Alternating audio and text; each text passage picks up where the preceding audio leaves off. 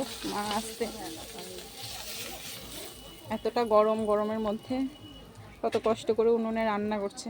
এখন বাজে দুপুর 1:30, বুঝতে পারছো কতটা তাপমাত্রা।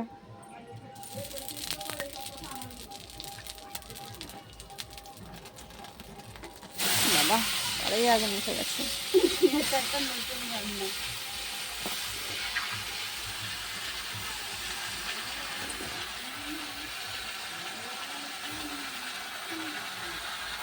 কি রান্না হবে? মাছ রান্না হবে।